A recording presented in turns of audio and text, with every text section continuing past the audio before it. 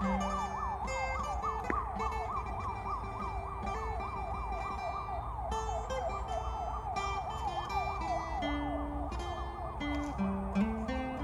งคนหนึ่งคำสัญญาเคยบอกน้องว่าสิพาน้องยา